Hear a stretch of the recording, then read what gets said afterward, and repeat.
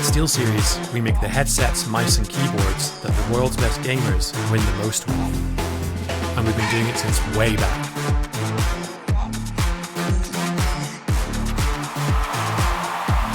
It's up to you how far you go, but whatever you do, go for glory. Ruddy are not allowing anybody close to their first place. So we have Nord versus Venom Crest at the end of the day, and someone has to get close to Ruddy because Ruddy are just popping off. The idea of this game, I would like to get your thoughts, gentlemen, on the idea of what they wanted to prepare, but what Ruddy didn't even allow it. Yeah, I think honestly this game kind of comes down to exactly what we said about Ruddy. They are just very aggressive. The Z is a relatively greedy pick, but they made it work. And I mean, Alex, he just looked like a beast on that champion. Really solid performances coming in from him. Gets MVP as well. 7-1-4, 55% kill participation, almost 30% of the team's damage as well. Really big stuff coming in from this guy. And are we surprised? Absolutely not. They played for kills and they outhandsed their opponent. Not particularly surprised by that at all. I do still stand by the point I made prior to this game that I want to see a macro game from Ruddy, just to prove that they can do it, because eventually you'll come up against someone who you can't outhands. But right now, they are just far and above a lot of the other teams in this league. I'm very excited to see how they fare up versus Nord when that comes around. Yeah, oh, that would be a matchup, right, Fox? Yeah, oh, absolutely. I think that's the one we're looking for. That's next week. Week 4 is Nord versus Ruddy. Yes, baby. I was taking a look. So, yeah, that's going to be a good one. And I share sentiments. Thanks, it's really fun to watch. Also, just coming into this game, another reason why Alex for me was the MVP is what he was able to do. Considering he was in a Tristana lane, right? Tristana lane is not an easy lane to play against right now in the meta. It's really strong. It's a ranged champion, so it's always going to harass you and chunk it down with ugly business. And Zed's a melee champion, so you can kind of just get like pushed down and whittled away before you can even do Zed things. But Alex never let it get to that point. Got solo kills, moved around the map, was able to kind of leverage his strength across the entire rift. And it's just not easy to do. It's not an easy thing to do, especially against that team comp. And Jake, you had a great kind of crystal ball prediction in the draft about the double enchanter thing with Seraphine being picked and with Ivan also being around and having like some good like scaling ADCs, Varus and Trist. It just never got to that point. You need to group up as 5 to do that, to get in those team fights, and Ruddy did not let it get to that point. The combo as well, hadn't even touched on that. You know, the Rel Rumble, it was gross. It was crazy. Ruddy doing Ruddy things as we expected. There were mistakes. I like this kills, Jake, right? but I want to swap Jakes. I'm going for Don Jake right now. I like you, Jake, but I'm going for another Jake. Hey, Jake, how are you doing? Yeah, Hello, mate. Don Jake, I need to talk to you. Every single week I look into who am I going to interview? And that name is over there. Yeah, no, so the thing is, Regan keeps saying he's going to do it, and then, like, on the day of, he'll be like, have you ever seen that video of that guy that's like, I'm in an abandoned warehouse, I'm in Kevlar, I'm in Sweden, and he's giving you all these excuses. That's like Regan every single time he has to do one of these. Understand him. Send him a hug, and I'll see you soon eventually. I don't know when. You know what his excuse was today? He put it on Twitter, he sent me a video of him eating a cucumber in Barcelona. You know, when you don't have limits, you never know where you're going to stop. I think that's it. He needs to stop. Someone has to stop him. I would say the same about your team. How are you feeling now? Are you a little bit better? Yeah, I mean, so people will know that it was so funny. I gave an interview and someone was like critiquing me for like, they were like, oh, this is insane. But like for me, you demand perfection. We were slacking. We know that we can win this league, and we weren't performing. We dropped a game to a team that we didn't think were on our level, and it came from complacency. So, I mean, internally, we had a lot of we went to the books, and we came out strong. I mean, we knew we had to make a statement today. We knew we didn't want to make it close, and I'd just like to thank Natives for turning up and trying. You know what? I didn't think I was going to talk about this today, but I'm going to talk it specifically with you. There was a leak or a rumor about Kedrol coming into the NLC, a lot of clips and all that. He was going to bring the Bows, for instance. A big team was like, I mean, it's NLC, and what do you think would happen? What I think would happen? I mean, I think it would be great. It would be a great resurrection for the league. I set out when I started this, wanting to get as many eyes as possible. I sort of operate the I'll use this metaphor because I'm South African, but like a lot of South Africans, the goal is to emigrate and you send money back home. So a lot of the work that I do is, going away into other regions and trying to get eyes back on this region. And I think if we could in any way influence people like Dom, Kedrol, not to say that I'm having an influence on that, I think it's of his own volition. I think that'd be great. I think it's exactly what needs to be solved here. I think if he joined, it would be wonderful. I'd love to have him around. I'd love to kick his ass as well. Exactly that I was expecting. And you know what, Kedrol? If you join the NLC, we promise we won't ban Malzahar. Now, moving on with that in mind, tell me something, Don Jake. When can we expect pictures from your players? Are they real or are they AI? Are we just playing versus ChatGPT? You can expect pictures when my players like develop non-levels of social anxiety and they stop being little losers that don't want to show their faces. Like Bill is just like, oh, but I'm like a streamer. It's a big incentive for me. I want to like reveal my face and get loads of subs. You have 150 viewers, buddy. You have 150 people that watch you. You're not fucking, you're not a celebrity, mate. And then the rest of them, we could probably get a picture of them soon. I apologize, guys. Because, there's a big rumor going on in the league that, for instance, you showed up for the interview and Wolverine. No one else. There's a rumor it's only you and Wolverine playing. Oh, fucking hell. Sorry. Again, I got warned about that last time. I think if it was only us playing, it would be a very, I think we probably wouldn't have won a game by now. I think Will's pretty decent. He plays on high ping. And I can only play Nunu to like a low diamond level nowadays. So you're telling me you're not Alex? You're not secretly No, not quite Alex. I've never seen you in the same room, so... With my current level of jungling, I'm still probably better than half the junglers in this league. But I mean, that just goes to say, right? Well, thank you so much for the interview with Don Jack. We have to wrap it up. There's some communication issues. Thank you so much, and I'll see you soon. Anyways, just want to say, nice kickabout with the boys today. Lovely stuff. Keep on trying, man. You'll be able to take a win from us soon. I like that. Thank you so much. Hey, that was pleasant. That was pleasant. I like it. He's still a chill guy. He is so good at Subtle Flame. Actually, he's so good at Subtle Flame. But then also, I think what makes it so good is the fact he does Subtle Flame and then we'll just like outright flame people. And, he does a mixture of both of just like calling people bad, but then also subtly calling people bad at the same time. Very funny. I love Don Jake, but I would like to hear from the rest of the team. I know that he was saying, but I really want to hear the rest of the team show up and kind of get their thoughts and their input on how everything's going. Because I'm not going to say they're the best team in the league because they are currently tied with 2 other teams, but they are one of the best teams in the league. So I really want to get the players' thoughts on what's going on. So come on, Ruddy, show up. Let's have a chat. It's time. You can even show into the interview with a mask. It's okay. Don't worry about it. We just want to hear your voice at least. Go dream on that. I don't care. Now, that seems so on brand for Ruddy. Like a ski mask. Like some kind of rap video type thing. Ski mask and a voice changer. Yeah. I would be down for that. I would be down for that interview. And at the end of the interview, pulls it off and it's Don Jake yet again. Now it's Blue Eyes versus Lightside. A team that is still struggling to get their own first victory versus Lightside, who already has some victories. And there you go. This individual is a dangerous individual. We need to talk about him.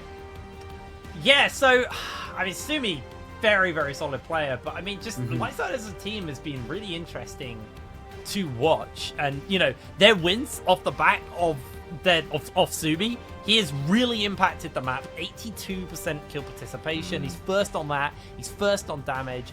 He is in the top stats for pretty much everything but KD right now. Yeah. And he's making the wins for Lightside look really, really impressive. They are 50-50 right now, though. And I will admit, I think they're not 50-50 in their performances. I think even their first game of the entire season versus DMG, they really showed up. That could have been anyone's game. It was a really, really fun game for them to watch. And I'm going to be honest. I do think that Blue-Whites are going to have their work cut out for them. Blue-White 0-4. Another team, though, who I think are better than their scoreline shows us. But it doesn't mean I think they're that great at the moment. I think there's a lot of potential here. I just don't think they've realized that potential and hit it. Where I think Lightside, I think they understand a lot of their win conditions. Just some of their games, there's been some fumbles, which has cost them. Yeah, I agree with that fully. This is still a very Lightside favored game, I'd say, but Blue-White certainly, you know, they're 0-4, but I don't.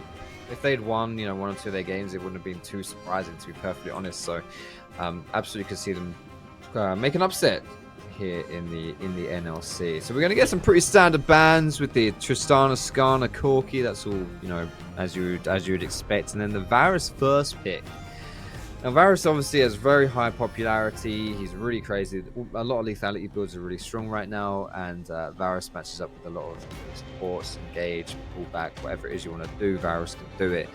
One good way to tackle that, however, is to jump on his face, lock him down, CC him. He has no mobility, no pill whatsoever, and the Vi with that assault and battery absolutely going to be able to do that. So I told you, with a nice lock in here, already solving some of the issues in this Blue-White draft. Just having a look at what's up. Obviously, the Cassante has been left open. The Corki is banned. I almost said it was left open. It has been banned. They're locking in the Sejuani here. Now, you could just go Sejuani and a support or Sejuani and a mid and leave something open for later. If you predict, let's say, a Cassante to get picked up from the side of Lightside, Sedge is going to match up really well with something like a Renekton. We saw Bucci pilot that lane really well earlier. Now, Bucci may be a little bit of a cut above the rest as far as the top laners go, but I am a happy boy now. We get to see the LeBlanc getting picked up here for custom, so got themselves a very, very aggressive mid. Now, I'm assuming this is Talia mid, so anyone who knows LeBlanc versus Talia, this is not one of her easier matchups. The Unraveled Earth shuts LeBlanc down very heavily here. You got the Vi, you got the Cassante. Any topside skirmishing, it's going to be on custom to play this really, really effectively, because that is a hard 3v3, realistically, to be playing into. Yeah, I'm looking at the I'm looking at the Sejuani specifically. Sorry to cut you off there. I'm just trying to check some of the stats, because Sejuani is a flex. You know, like it can be a top lane thing. Could go top, yeah. But as far as it goes from the stats, we've seen Jones pick it twice, so it's probably going to be a jungle Sejuani, which I think the value of the flex is quite high here, because I don't really like a LeBlanc Sedge mid jungle duo. I don't think it's that strong. You know, it's all magic damage. It's just a bit meh, to be perfectly honest. And you can kind of, I think, you know, Lightside's done their research and they're making the assumption that that's probably going to be a jungle Sejuani with these top lane bans in the Yorick and the Twisted Fate. What a world we live in, where I say that, the top lane ban, Twisted Fate. Yeah, if you went back a year or two, you probably think I was crazy for saying that. This Swain hover on the other side, though, I don't know. I don't want to talk too much about hovers, but it is just going to be the support I'm pinching here as well from Blue-White. So maybe even a Sejuani support. I don't know why they're pinching support so hard right here and haven't even picked their own. Wow. Smolder instead. Okay. We had an interview with Fruity Fresh this week. I think it's available on Twitter already, and he was talking about the Swine. He loves the Swine. It's his champion other than Soul and Swine. It's his love as a champion. And he said I can play AD. I don't want it, but I can play AD. And this little dragon has been buffed a lot, so maybe there's something to look out for Fruity. Okay, so as kind of predicted here, the Renekton Sejuani is potentially going to get picked up. Renekton applies Sejuani passive very effectively, so if this is the lock-in, I expect top lane to get a lot of attention and look to snowball Veluxia on this Renekton as quick as possible. That has been locked in, so they're now looking towards the support here, something to pair up with the Varus. Looking to actually potentially be an enchanter here. I mean, I guess they got enough frontline, so the Karma lock-in gives a bit more safety to MKR. Now, my major concern on the side of Blue-Whites is this going to be on hit, or is this going to be a lethality Varus? If it's lethality, Blue Whites have a bit of poke, and then like Wow. obviously the ability to finish someone up with the LeBlanc. But ultimately, you don't have any consistent damage. Where Light side, they've got a lot of consistent damage coming out from that Smolder. And if this Blitz finds a good hook in lane, that Smolder can accelerate very, very fast off it. Yeah, that's it. That's it. I love the Blitzcrank lock-in because there's so many good targets here. Absolutely. And you know, the combo that you can do that as well with like a grab into a seismic shove, or even just like the Vi or something along those lines. So yeah, that's quite scary here for Blue Whites to navigate. And yeah, I think this fast leg tier on this Blitzcrank is gonna have a field day with this, especially as he roams around and such like that. So yeah, nice little round off here for Lightside with their some good scaling, some good shutdown, some good lockdown as well. And Blue White's gonna have to be a little bit nifty and kind of outplay Lightside, I think, here with the individual talents. An interesting draft coming in from both teams, but Lightside looking for their third victory. Meanwhile, Whites are still waiting for their first. But in order to find out who's going to take this one, let's toss it to the casters once again. It is Duckling and Rudude while waiting. Thank you very much, Ashram, and welcome here to the Caster's Disc. An interesting draft, especially from Lightside, and I want to make this point very clear. I'm intrigued by that draft. Not because they've drafted Blitzcrank or something like that, because Fruity Fresh and Sumi are playing champions that regularly play in that role. They aren't flexing anything here. It's as standard as it gets, which is That's what you think. not standard as it gets from Lightside.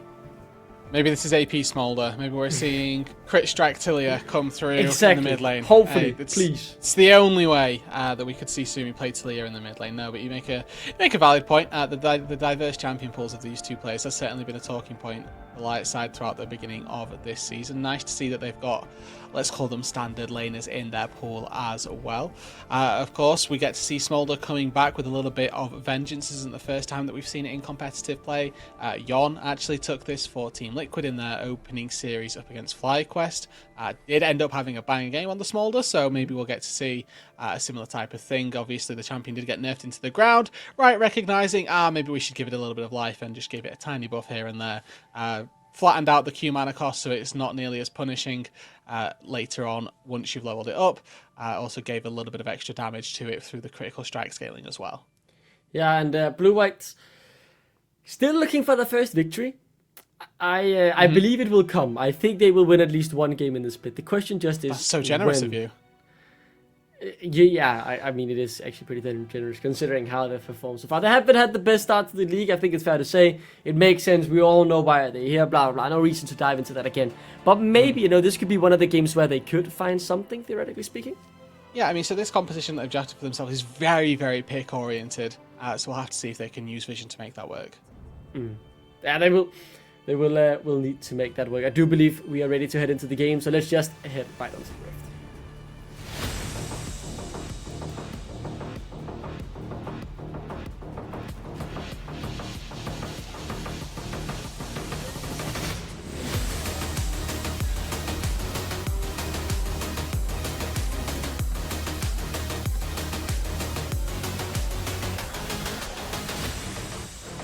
Back on the Rift we go for our third out of 4 games today.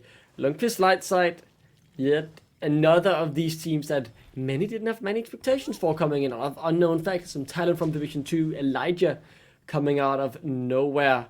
But they have looked up to par so far, making these games, some of these games closer than they should be, and getting 2 victories along the way. So if they are to keep up with this image that they have built over the past couple of weeks, of being a team that can potentially contest for playoffs, where they need to beat a team like Blue Whites. Yeah, it's worth it. It's worth mentioning as well. Lightside have taken some already really important games. They took a game off of Ruddy, right? That's a really big win for them. Also managing to take down Natives, maybe not as big a boon, but it's not like these 2 wins that they've cashed in are off of our lower tier teams. Obviously, the win over one of our current favourites, certainly very, very impressive. But obviously we talked about Blue Whites, how they're going to look to try and win out this game, put their first win on the board. I highlighted a little bit the fact that it comes from the poke. Obviously the LeBlanc is going to be really important. Nice to see a sweeper and maybe get a little bit of early gold into Costa. See if they can try and punish this Tilia and the immobility that she has early on. Obviously, once you reach level 6 on the Sejuani, trying to gank this mid lane does become very, very easy. Oh, Custom diving right into the E damage from Sumi. The root connects. They're just auto-attacking each other, both of these mages. Getting them through as here comes the Q. So, not a trading back and forth here. Custom really wanting to make a good impression on his NLC Division 1 debut. Blue I Eyes, like you know, this. yeah, go on. The idea, just make it volatile, right? Make it so that any gank that comes through has got just that higher chance of succeeding. Obviously, she's spotted on a ward here, but that's not going to stop Jonas from maybe finding a Q flash into the mid lane. Surely Sumi respects this, right? Yeah, there comes the Unraveled Earthen Root, though, connects as There well. you go. First blood to be claimed. Jonas could be in trouble here, but Holly wants the kill back, needs one more auto to claim it, and he finds it indeed. Now Custom trying to trade Bragg. I thought maybe he would overextend there, but Holly gets something more, but in the end, he's out. And you know, that's a win for Blue Whites, but Lightside happy to get something back. Yeah, maybe Custom can crash this wave under the turret, and due to the size of this wave, might not need to teleport back and can generate an advantage through the means of that summoner spell. Just as we said, make it volatile, make it so that any gank comes through, makes it that a little bit easier to succeed. Exactly the case in point. Custom lands the chain. Sumi didn't respect that there could be the jungler still waiting in the wings, and unfortunately ends up burning no summoner spells but falling instead. So TP gets used to get back to the laning phase. I end up contradicting myself as is, but with the LeBlanc finding a bit of participation in First Blood, that's the exact way you want this game to be going. Here comes the gang from Jonas. He wants to get something done down on the bot side. Flash already out from through Fresh Fast. Like now the target flash comes through from him as well, and that's enough to end the play, but it certainly had a price. Another successful gank down on that bot side. You burn the flash from Fruity Fresh, flash from Fast Legged as well. And the Blitzcrank offensive capabilities not necessarily hindered with that Hex Flash, but now Custom has jumped that's forward. good, Custom. He's gonna find the solo kill here. Will be able Bounce to back. escape as well. That LeBlanc is looking good so far. What a start to your NLC debut. Really solid stuff from Custom in the mid lane, not just now playing well with his jungler, but also finding individual success in the 1 versus 1. Sumi going to really struggle, you can see already in that build path. Absolutely no way to get ability power in this build early on. You need those Merc Treads. We've also opted into the tier early on. It's very standard, very core on a Talia, but you're not going to get any damage for a very long time, and all the while Custom with this Dark Seal is only going to be going for the damage. Let's see what happens down the bot lane. This looks like a replay of what happened before. This time though, no flashes available. And you know, Lightside do a good job of getting out of the situation without having to try and expend anything. But Yona is putting his pressure towards this bot lane for now. Yeah, there's definitely an angle there for E-Jets if they actually flash over the Blitzcrank so that the auto attack can't come through and secure the route onto Fruity Fresh. Now, obviously trying to fight through that great big wave may be a reason for why they didn't opt to go for that, and just a little bit too volatile, a little bit too difficult of a play to make come to fruition. But with double flash still available down on that bot side, would like to see a bit of a return to that bot lane if possible.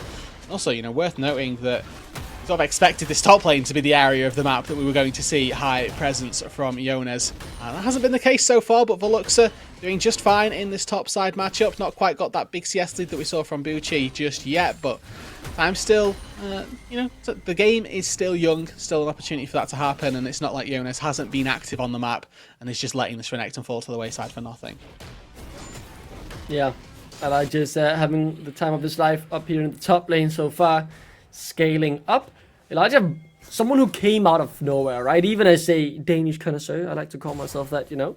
I didn't know about Elijah until he joined up in NLC Division 1 this split. I think he finished seventh rather, sorry, in NLC Division 2, if I'm not mistaken. Not a result that screams of success, but in the end, he's looked good so far here in Lightside, though. Certainly not looked out of place as Eggets is caught out of position and he will be taken down. Surely he has no way out. The flash was available, but realizes that there was nothing more to be done. The death comes through, and Badholdi claims the kill goal. This Drake also being a point of contest, as Badholdi stops Jonas from taking it. Yeah, and unfortunately, just a Sumi's low. Oh my god, Custom. He's playing this so well. Just bounces back. And again, Sumi. Oh, okay. Custom. This is not level 6 on Vi just yet. Yeah, so there isn't a cease and desist. Jones is here as well, but he's spotted on the wall, so they know exactly what they're getting themselves into, Lightside, if they decide to stick around, and seems like they back off. No, never mind. They've engaged, I think. What's happening? Custom slow. He's Flashed out. away. Forced to flash. Sumi's low as well, though. None of the junglers have level 6. This will become an all-out brawl. As it ends right there. No one dies. Spadholdi walks into that bush. Onward has Fastleg coming in as well. He's out. I think that is it. No, the hook comes through as well. You're wrong. Now it's Jones who's the target. Flash out from him as well. Do they continue? It's so hard to read this. Do they want to go or not, man? Just, testing the waters. Throwing a few skill shots. No big overcommitments, but either way, maybe they could have made a play. Maybe they could have found a kill. Maybe they should have found a kill, honestly, Duckling. But force the flash from Yonezen, making this game all the more interesting. And honestly, for an early game of the two that we had in the past 2 matches, I'm quite excited that we get to see a little bit more fast-paced action to our early stages and that it's not giving us until 15 minutes before the game ends up picking up in the pace just a little bit. Overall, who's coming out on top, though? That's what we need to be looking at. Blue-White's the ones who have that slight advantage. 600 gold in the mid lane, couple of 100 gold down on that bot side. A good CS lead for MKR, who it's worth noting is heading towards this on-hit style. The hyper carry work of Varus going to be looking to dish out enough damage to this Cassante late game to keep him at bay. Let's just look what happened in the mid lane before here, right? So they decide to go. I thought initially that Bartoli got level 6 when I saw them both right on top of custom. I believe Sumi might flash forward. Oh, they both flash likely. Let's see. Okay. What? Oh, yeah. Okay. Everybody flashed. Bartoldi short-ranged his Q. And no so one died. flashes in, makes it so that the Q is pretty much unmissable, and then obviously flash to follow. Okay. Bot side now. Finds the route. The chain continues. Fastlex is in trouble. Forced to flash out again. The flash connects the snipe. As Fruity Flash is low as well. Can't even claim the kill in return. Nice little 2v2 there from Blue-White's bot lane. Yeah, assuming that that's a really good punish from Blue-White. I didn't see Fastlex throw a hook, so I'm assuming that that got thrown just off screen and that incited Blue-Whites to find some violence down there. Really well executed. They find a 2 versus 2 kill.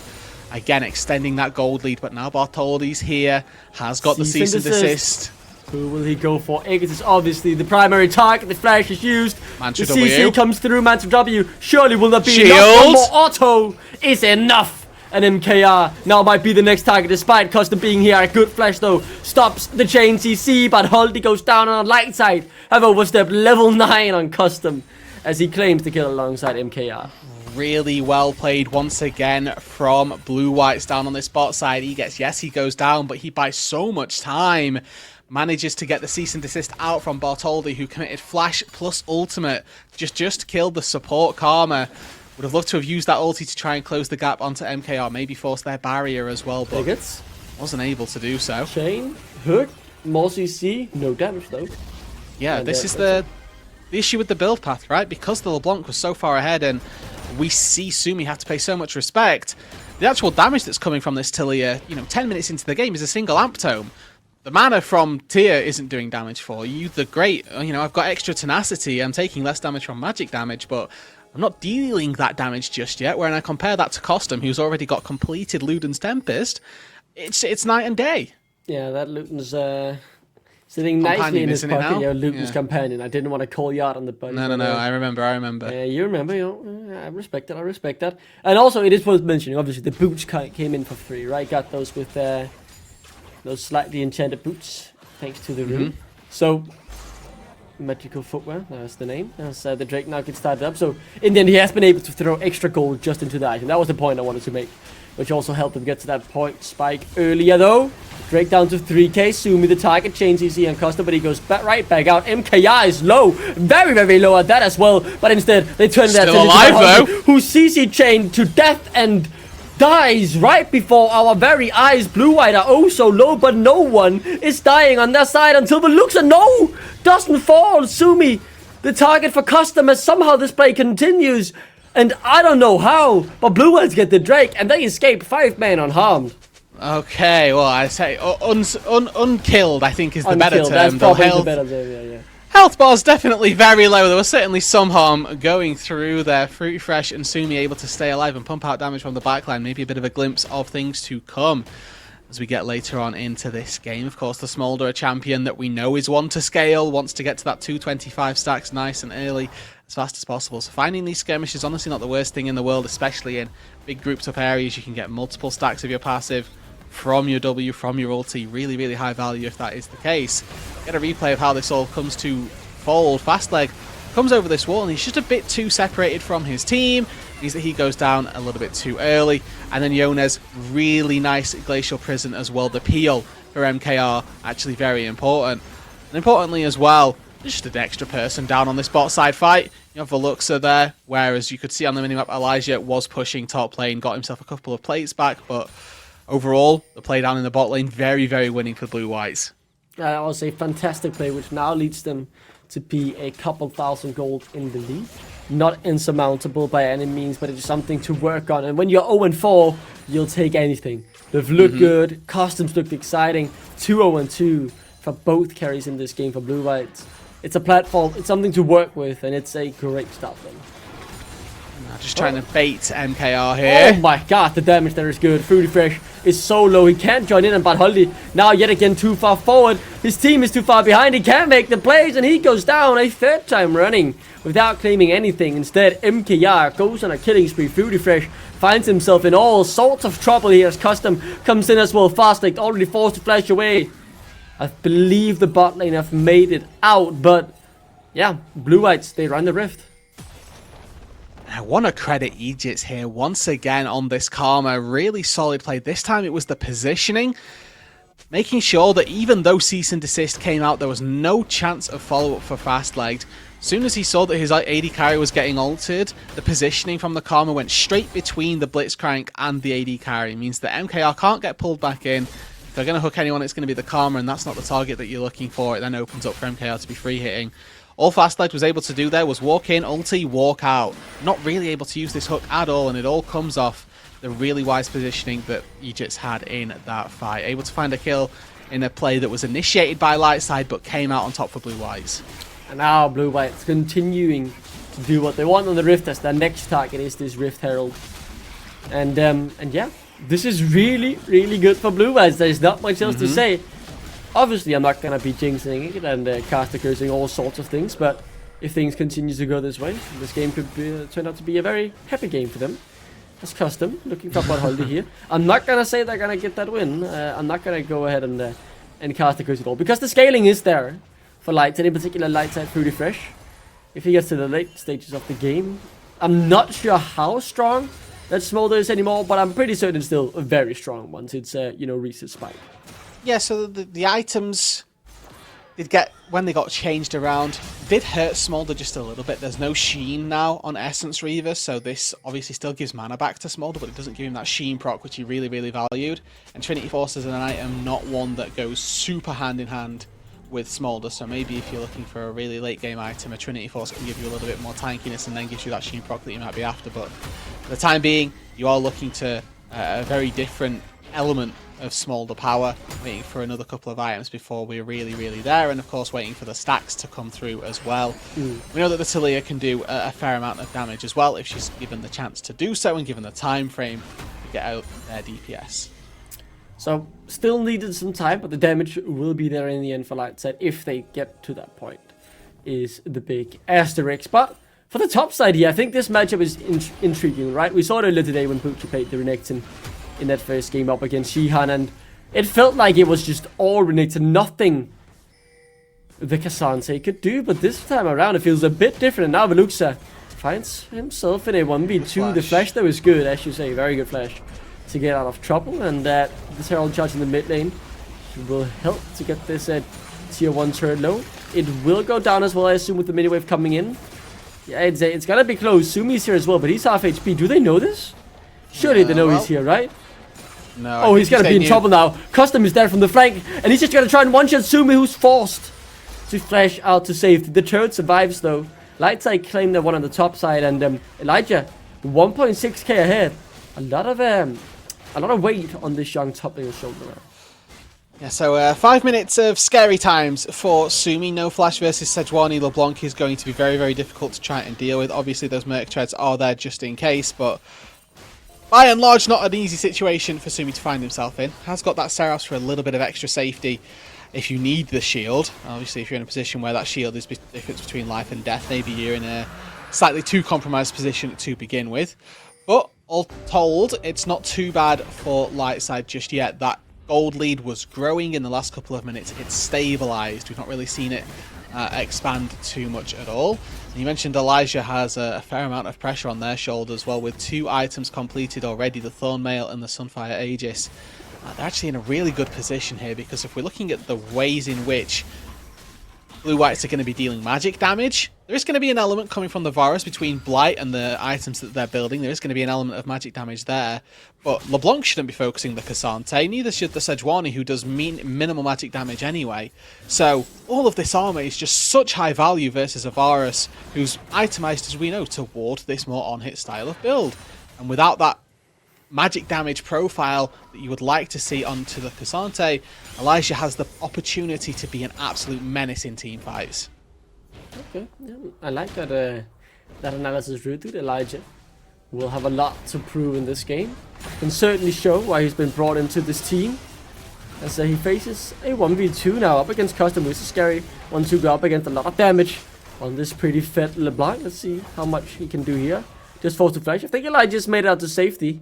Did come at a price of a flash. Not the biggest worry when you're attacked though. Doesn't really change all too much, but yeah.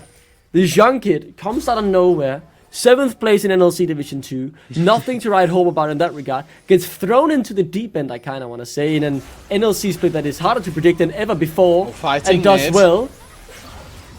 And yeah, holding my breath there, I should say. Fighting mate could have happened. I think we were on the verge as the shot back comes through. The seismic job is good. But yet again, Badholdi short charges the Q. You can't keep doing this, man. As now Jonas is on the hunt for more. Don't get it though, and everyone's out to safety. Talking about young guns and being thrown into the deep end, Badholdi, anything but that. A veteran of the scene, in particular the Danish scene. I know he came from the UKEL last split, but in Denmark, won the Danish National League, played on multiple teams, and I expected him not to be the one with the flashy outplays, but the one to lead the team. But connecting on the Vikings, though, I feel like that's a given when you're a competitive player, right? There's a dichotomy of, oh, I need to get away, I need to use this spell for just a little bit of movement on the top side. This is a peculiar situation. Yes, you say 2v2. I'm not sure this is exactly what Lightside wanted when they envisioned this situation. Sumi now the target, as you say. There was no flash, and this will spell his demise. It's claimed by Veluxa, and with Baron spawning on the Rift, maybe I'm too optimistic, but it opens up some windows for Blue-Whites. Yeah, I think it's maybe just tier 1 turret in the top side. Now that did come at the sacrifice of a mid push. It's going to cost a teleport from Costum. You can see Fastlane just sticking around, making sure that Smolder are going to be nice and safe if the LeBlanc were to try and hop on in. 5 stacks on the Dark Seal, Void Staff finished as well, so really good position currently for the LeBlanc. Just 1 Q you can see taking a decent chunk out of Fruit Fresh's health. So the kills are certainly in Blue-White's favor. The gold is there as well, but it isn't that big of a gold lead, right? We are talking 2,000 gold. Just think back to last game. At this point, it was a 10,000 gold lead for Ruddy. They were about to end the game 2 minutes later, and they would do just that. Blue-White, despite me feeling like they're playing well, and Custom, trust me, is playing phenomenally. What a debut from him, and still find another here. What do they need to do to take this to the next step, to get that blow that will really make it their game to lose, or their game to win as well? Yeah, I mean, unfortunately, they've low-rolled the soul here, which is not ideal. They did end up taking this Chemtech soul. They've not obviously secured it just yet, but at this stage, you would be thinking, okay, let's try and set up for some win conditions, try and play for picks. That's what their composition exceeds at. Highlighted earlier on that it's a poke composition. Now they've got an element of consistent DPS with the Virus, but LeBlanc are going to be very good at hopping over the walls, taking half a HP off of somebody before they can really respond in any capacity. Same to be said for a couple of Karma Qs. You find a ulti from the Sejuani as well. That's going to be really important. So to sum it all up, you're looking at trying to play vision, trying to play for picks. Could this be something? As Custom, no flash. He goes back, but it's only in the wrong direction. Shut down a massive one of that. And it goes on to Fruity Fresh. Yeah, the Smolder are going to be very happy with that. Maybe they can take the mid-tier 1 turret as well. Flick back, not quite going to land, but Elijah finally comes out from the top connects. lane. It's Eggers who's the target. He sees both. Elijah has on exactly the right members, but the CC chain, they can't get the kills. Finally, one falls. Now in the front line, it's Veluxa, shoved back by the seismic shove. As they reposition to potentially continue the fight, Lightside seem content with what they've gained, and they know the Drake is up on the Rift as well. Yeah, and this could very well be the beginning of a very difficult turn back for Blue White's Fruity Fresh has hit that milestone, 259 stacks in fact on the Smolder. We hit 225 quite a while ago, so the execute is in. Every single wave now going to be getting stronger and stronger, just slowly increasing that execute threshold, increasing the damage that comes from that Smolder passive. Eyes need to be on Costum. Can you find access to Fruity Fresh? Because this guy has got no MR, has no resistances whatsoever, should just crumble under the damage that you've got. So whether or not you can make it work, whether or not you can find access, if you land that chain or not, is going to be very indicative as to whether or not Blue Whites can find their first win. Let's just see what happens here though before I elaborate on your point, but seems like Sumi makes it out. But a story of two tales on the carries here of Lightside, right? As we watch this replay once more. Elijah, notice this, double W connects, that's massive. In the end though, CC chain underneath the turret, he does go down, but it's for a good cause in the end, you could say, as MKR does get killed. I'm not gonna let you elaborate too much on this though, as it ends right here, but when we go back, look at the carry difference between Lightside here, right? Sumi building double defensive and still about to die in the 1v1 to the guy. He has done everything in his power to try and stop from this exact scenario happening. He's built the Serath. Now he's got the magic resist as well with the Banshees. The Baron now started. It's all on the carry with the damage in Fruity Fresh to stop this. But Holdy, Flash in 5, Baron going lower. Do they want to take the risk? Oh, good hook. That hook is phenomenal. You found exactly the right member you needed if you wanted to stop this scenario from happening. But they don't have the damage. The Baron wouldn't help out. No, just barely not. The execute so close from happening. Elijah has the flash available if he wants to close the gap. He wants MKR. Can he get him? Yes. Pulls him right out of the blast cone. One carry gone. The next in their sights, Elijah. And the team turn their attention towards the grand prize of the Baron. That's our Baron now. Say Lightside. Bartholdi coming back from the respawn. He's more than happy to wake his way to this Baron. Yones is sniffing. He wants it, but this Baron's so high HP and he's got no support. Fast lag! The hook! He found Custom. Can they take him down? He's in the shadows, but he finally dies. This is just the fight that Lightside need. Fruity Fresh surely dead, but not quite. He can't quite deal the damage. Triple kill for him. Lightside could claim the Baron. No, they reset instead. And just like that, as though the first 20 minutes of this game did not happen, Lightside are right back to even, and with a Smolder 5-0-2 scaled up now, Duckling, this game is getting harder and harder for Blue Whites to come away with. They didn't want to risk it, they didn't want to try and get the Baron afterwards, but they found a phenomenal fight, and that just shows what's been one of the key values of Lightside this split. They do not go down without a fight. Look at it, Jonas here trying to stop it. This hook, man. Yeah. Fast leg. The hype. Had a quiet early game, I'll be honest, but the beauty of Blitzcrank, everybody, is just that you don't need to have the be-all and end-all of an early game. You don't even need to have the be-all and end-all of a mid-game. You find one good hook late game, you can win the team your game in its own right. Fast leg certainly exhibiting that here and now. Good couple of hooks in sequence there. Found one onto E-Jets, found one onto Costum just then. All of a sudden, like we mentioned, this game even in gold, but the momentum, the champions specifically, you would love to give an element of power over to Lightside. Level advantage for Fruity Fresh. Somehow level advantage for Sumi as well, who had just one of the most awful laning phases between getting ganked early, finding the early pressure of LeBlanc a little bit too much. Now finds himself a level up. Maybe still down in gold, but absolutely ready to participate in any team fights coming through. Just take a second to breathe, right? 26 minutes in, a minute to the next Drake. Soul point for Blue Whites as Costum. A bit too far forward here, jumps back. Oh. What is he doing here? I'm sorry, I don't get it. Maybe a wrong map read. I'm not sure. He had the flash. I thought he would slither his way out, as he's had such a good game so far, but that one is a blunder. 40 seconds. And as I said, Baron is up. By that time, that when he respawns, the Drake will just be spawning as well. Maybe they could burn it down beforehand, but be aware the TP available as soon as custom respawns.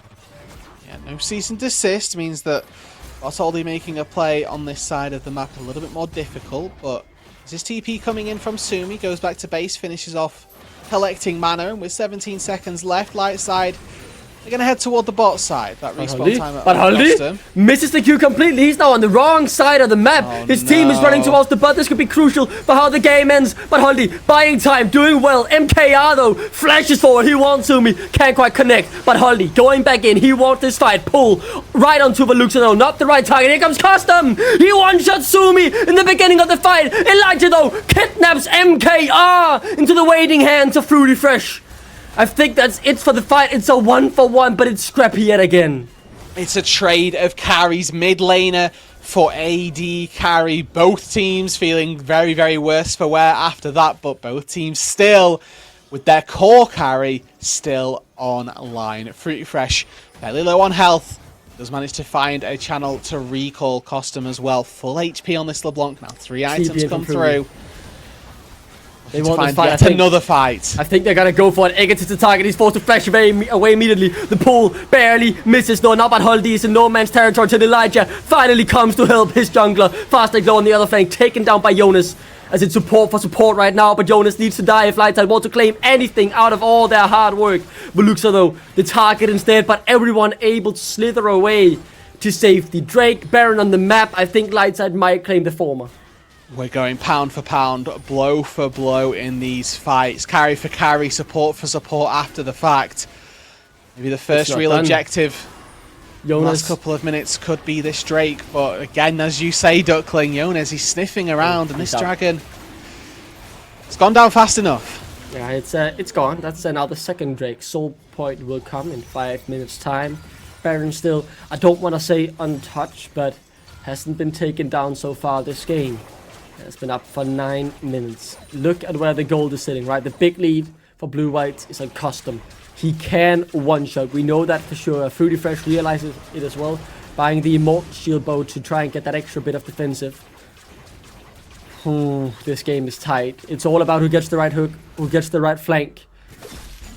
And yeah, I mean, the nerves are certainly high this game, right? Crucial game here for Lightside to keep their hopes and dreams of that playoff race alive, well and truly. For Blue Whites though, getting that first one on the board would mean oh so much for the Finnish representatives. Yeah, and after they've made a couple of substitutions as well. Really good to see, at the very least, that they've got some more life that has definitely been let into them for week number 3. Want to highlight this Immortal Shield Bow. I know you already did, Duckling, but just how versatile it's going to be. Normally in a situation like this, you'd think, why not more? It's Custom that's been the devastating force in these games, but somebody who's gone really under the radar, I feel like, in these team fights is actually Veluxa. That Immortal Shield Bow is going to give protection versus both the LeBlanc and the Renekton. Very good point. Because Veluxa has definitely been a threat in these backlines. Oh, Custom. Very far forward, they're able to get out though, courtesy of the LeBlanc, being the LeBlanc, the hook, the shove back, the damage on Eggert's legendary now on exactly the right member. The dragon is starting to really deal the damage here. Fruity Fresh continues to go forward. Sumi though, taken down. It's a triple for Fruity Fresh. It could get even more. Do we all smell what could be happening here? As there comes the Quadra Custom, the last man remaining. I don't think he wants to give it up, and instead the focus will be on the Baron. Yeah, unfortunately, LeBlanc a little bit too slippery to try and chase down for a Penta, but Lightside will more than happily take their prize of the Baron. Really solid fight once again. Fastleg finds a squishy target after the Chain of the Corruption goes wide. The tether is broken. He turns that fight right back around, and once again, there's just no access to Fruity Fresh. Yeah, the hook connects, but the Banshee's Veil stops it there. That's the Baron claim, though, on what was once a 2,000 goalie from Blue Whites. Now, could become a big lead for Lightside. I don't want to say how big it is right now, although I can do math. I know as well in 3 minutes it could be a whole different picture, as they do have the Baron buff to continue growing this week. Yeah, so we didn't see at the start of that, but Chain of Corruption whiffs. TP in from Elijah is actually zoning MKR away, so there's actually no follow-up for the Karma. The really good separation between Fast-Legged and Elijah. Nice little tandem that went to the fold and made this fight really, really easy.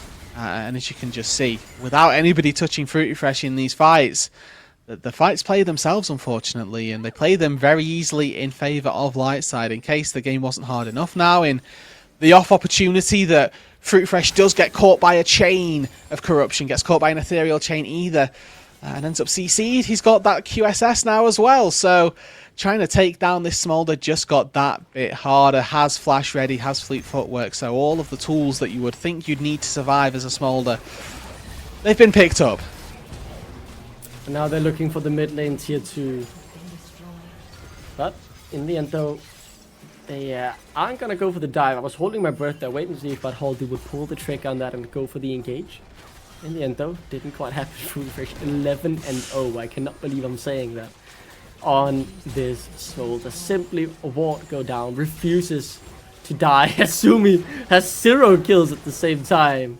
The former Rich Gang duo, you know, stepping up for each other, making sure that once but there's a bad game, it won't stop the team from performing. The pullback against the target. The season assist comes through, but this might be a bit too far forward. It seems Bad Haldy realizes his mistake, but no! The triple pullback from Elijah has other plans. Flash forward, the double. Is it yet another triple? No, finally Sumi gets on the board. Lightside will claim the victory right here. Blue Whites showed signs of life, but in the end, the Lightside will not be stopped from going into the positive scorelines once again. They've looked good all split, and they show it here again. They can come back when times are at their toughest. Fruity Fresh is legendary. Lightside get the win, and Blue Whites remain unwinnable. 14-0-3. Fruity Fresh with a monstrous performance on the Smolder, a pick that we've not really seen so far in the NLC this split, but one that we may be seeing hit the ban table maybe once or twice going forward. A quiet early game for Lightside, and Blue Whites, they came out strong, they came out swinging. Unfortunately, just didn't have enough in the tank to take it all the way through. Yeah, what a game. We certainly got the content there, a close one through many stages of the game until Fruity Fresh really became too much to deal with in the end. That's it for you and me now for this third game. We'll throw it to a break, and when we come back to the desk, we'll analyze the closest game for today. Break it down, break it down. Step on the gas, let's get out of town. We're gonna break out and have some fun. We're gonna do what you never done. Oh yeah, yeah. Come on, take your body with you. It's a money weekend.